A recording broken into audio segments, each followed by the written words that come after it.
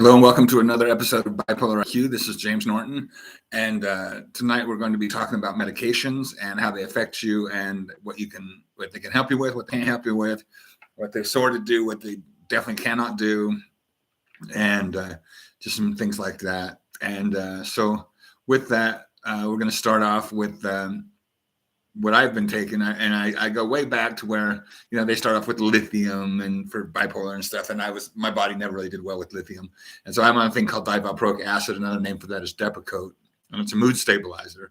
And for a person that's bipolar, mood stabilizer is almost the most important one, because they always say, well, make sure you take your Depakote, and they have to take blood levels and things in your blood draws and things, and make sure the levels are correct so that you can have the maximum beneficial effect of the drug you're taking. And then it's also the same thing with lithium. They have to take a level. Lithium is a metal / salt. It's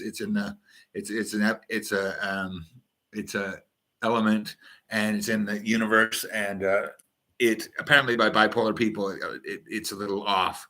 And so it helps to do. And I've had many doctors tell me, all you need is lithium, and they give it to me, and I'm allergic to it, and I have a reaction, and it always goes haywire. But there's always one that wants to know better than me about my body. That's one thing you always need to know. You know your body best.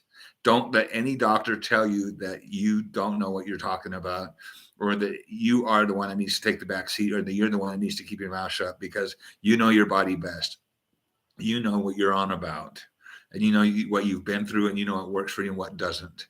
Another thing I take is a thing called lorazepam. That's an antipsychotic. Remember, a couple of videos ago, I said that I was schizoaffective, and that means that I also have some delusions. And so I also have a thing where I have I'll be paranoid, or I'll be I think I'm like all that, and I think that I'm like bigger or smarter or funnier than I actually am, or whatever. And that lorazepam helps me to keep that all in check. And it's called an antipsychotic, and that's a terrible name for a pill. I mean, just by taking an antipsychotic, it's like, oh wow, I don't really know if I want to take that, but that's what they call them. And there's it's just like an antidepressant, antipsychotic, but what's in a name kind of thing, anyway. But so yeah. And then what else is there? There's for depression, there's all kinds of stuff. They got the SSRIs, and then for pain, like I said, I think the other day I said I take pain pills because I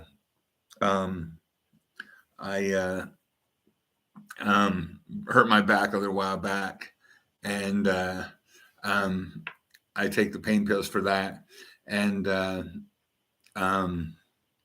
what else? And I take a stomach pill for GERD. I don't even know exactly what that stands for. It's a stomach gastrointestinal thing, but I've had that for years, and so I take a thing called omeprazole for that. And that's basically all I take. And then I take stuff for headaches, and I take a cream for my back. Right now I'm using a thing called cold blue, or something like that. It's like icy hot. It's for my back, and it's keeping me in pretty good shape, because you get this stuff on there, and it's like Bengay or whatever, and you rub it on there, and it'll help keep the muscles in tact and everything. And otherwise, there's a lot of pain involved in back pain, and so I'm grateful for that. And I get all my meds through the VA. And if you're a veteran, no matter if you ever served in the military, please try to get your meds through the VA, because medications can get very, very expensive very, very quickly. And you're probably entitled to a lot of them if you've been a veteran. And if you're not a veteran, there's a lot of places that can help you get meds.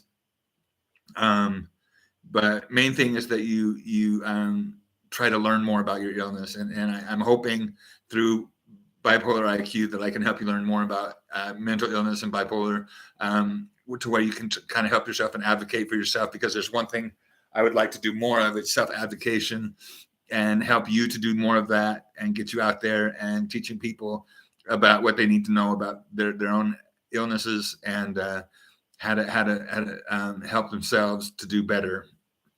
And then so moving on, so some more things that we can talk about tonight are stigmas, and this will probably be an ongoing topic for a little while, because I have an issue with stigmas. And I think, when you tell someone, well, I have to take my meds, what's the first thing they think of? It's like, well, what's that all about?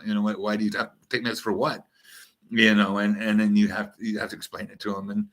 And that's a bad path anyway, because they're gonna immediately wonder. It's like, well, if you have to take meds, I mean, just because the idea even of meds, the little short version where you say I have to take my meds, it's like people are already thinking psychotic stuff anyway, and so anyway, yeah. So watch that, and like I told you, I think in the first or second, hold it closer to the vest with the mental illness, because people don't want to know.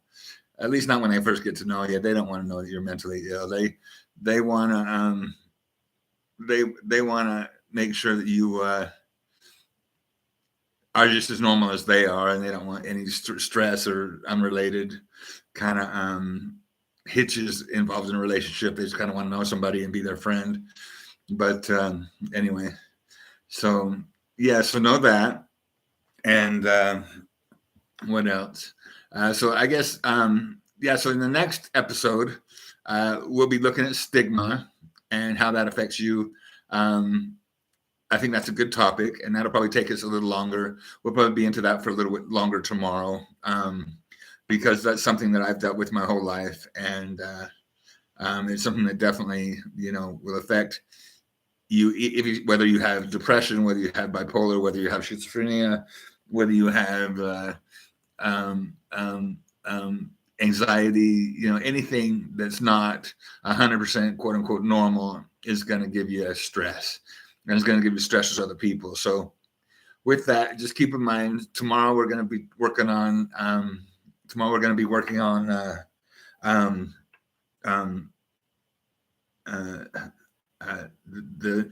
the different ways people view mental illnesses and the stigma involved.